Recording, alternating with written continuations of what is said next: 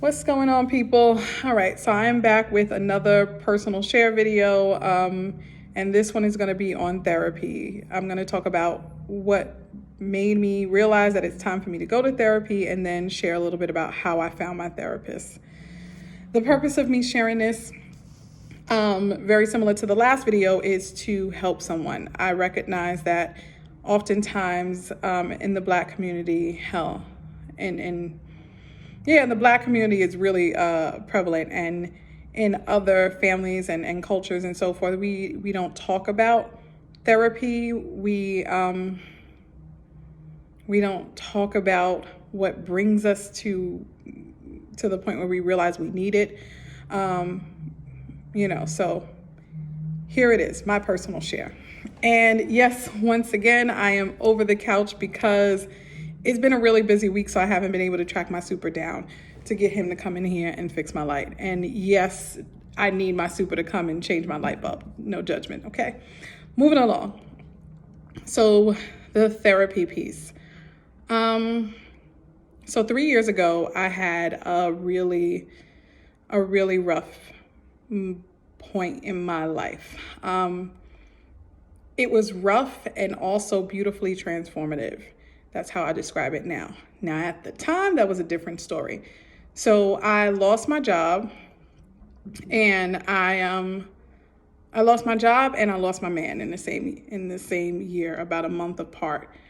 And then from there, it was just like this downward spiral. So the loss of the job. The reason why the loss of the job was so significant is because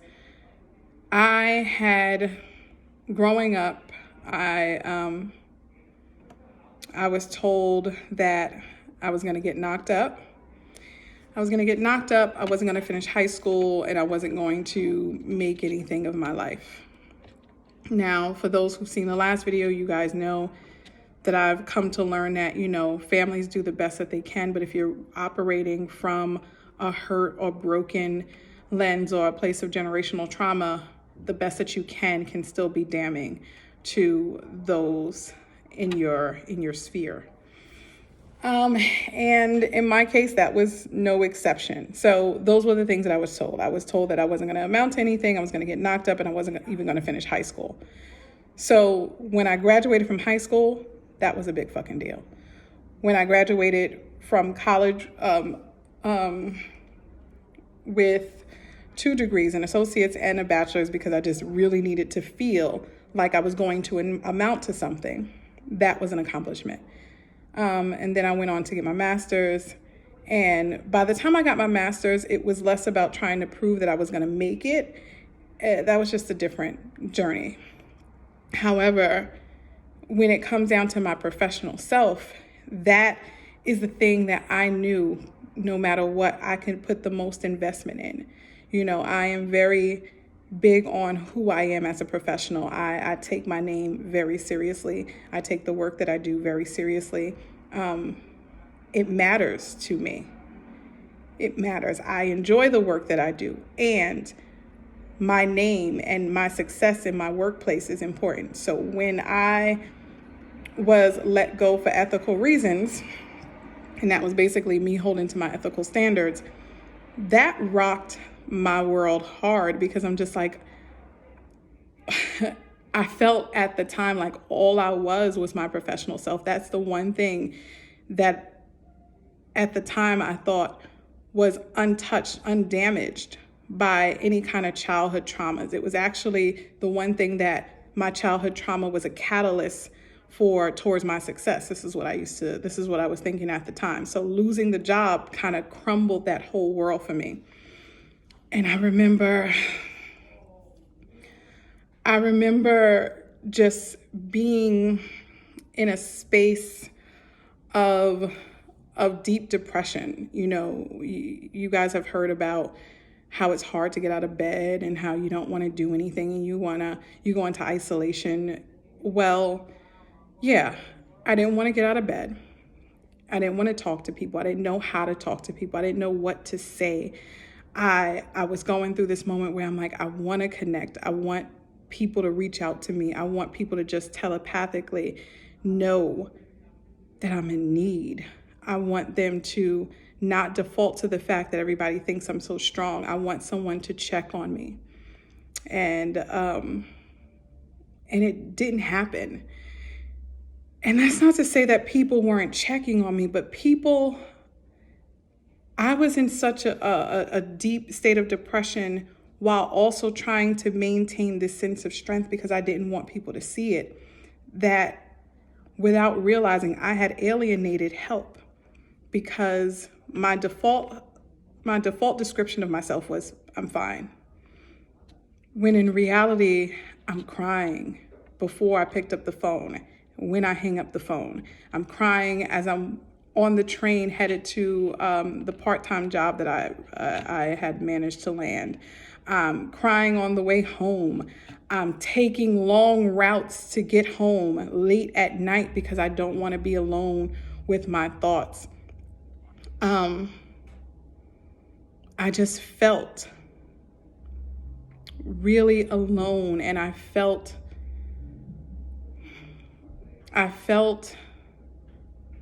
like no one was going to see it. In the midst of all of this, I started to get to a place where I felt like living was hard, right? So I had reached that point where I felt like my childhood was rough. I have tried to fight to get everything that I have. So adult life is rough because it's like these battles that I'm constantly in. And people can't really see, right? So from the outside, I did a great job of hiding it and making it seem like I was fine. But the struggles, the moments in my life where I was nervous about where I was going to live, the moments in my life where I was worried about food and having enough money for things, then the moments in my life where I was reckless and I was just spending like a mad woman because I just wanted to feel okay. Like all of those things were coming into my mind, and I'm like, this was my adult life. I know what my childhood was like. Is this my story? And life began to feel really heavy. It really began to feel like a weight. And it felt even heavier when I thought about the fact that because of my religious upbringing, I know that I can't take my own life because then I'm going to end up in hell. And I knew that, the thing that I kept saying was, well, I don't want to suffer because of generational trauma. And then I don't want to suffer because of the damage that trauma has had on me, and then die and end up in hell because I took my own life. Like, I felt like that would be me causing more harm to myself. So I said, okay, the purpose of me wanting to end it would be so that I can get some reprieve, and now that's not even an option. And at the time, you couldn't pay me to believe that was a good thing. Because that's what depression does to you. It warps your sense of truth, and you can't see clearly. You can't hear what other people are saying. It's just that struggle. So slowly but surely, within the year 2017, maybe about 6 months in, I started to notice that I wasn't just operating out of sheer mechanics of things. Like, I wasn't operating on autopilot, rather. I started to recognize, okay, hey, I chose to get out of bed. Like, I didn't just mysteriously pop out of bed and into the shower and out my door, because that's exactly what it felt like. There were several dozen times where I would realize, like, I'm headed downtown to this part-time job and I'm not really fully aware of where the strength came to even do it. Well, fast forward some months and I started to realize, okay, I'm aware of what's happening. And I'm like, well, then now let me start looking into what choices I want to make. And I said, and at the time I said, you know what? I just want to be okay with living this life that's going to be, at the time I thought it was just like a life of struggles and and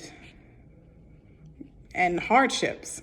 I said, what do I need to be okay with this? This is legit the question I was asking myself at the time. And I realized, I said, okay, I want to go see a therapist.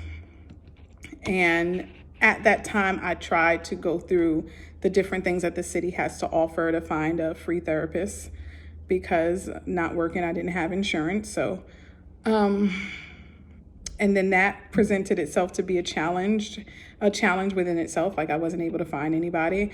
The help that I thought I would get, it wasn't that way. It was,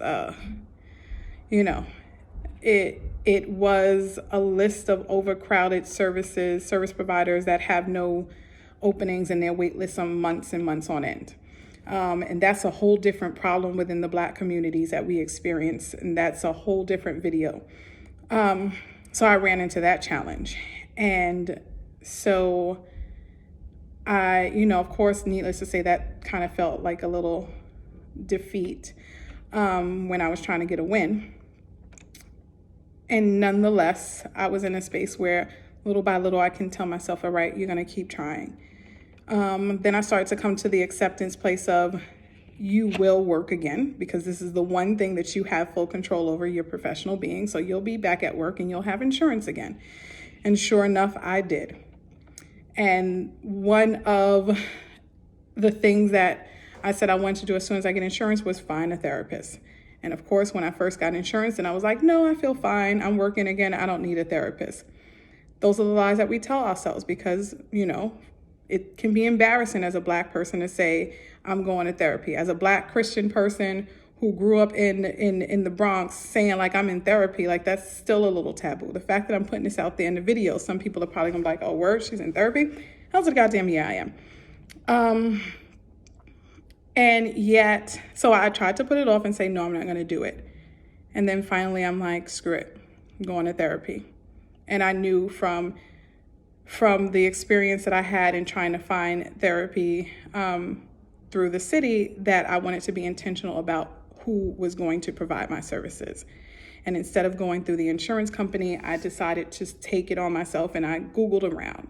And I found this website, I think it's called Psychology Today. I'm gonna look for the link and probably make it the cover of this video. And I found that site, and it allows you to get specific with what you're looking for. And I was looking for a person of color from the Bronx and a woman. So a woman of color from the Bronx. And I interviewed my therapist.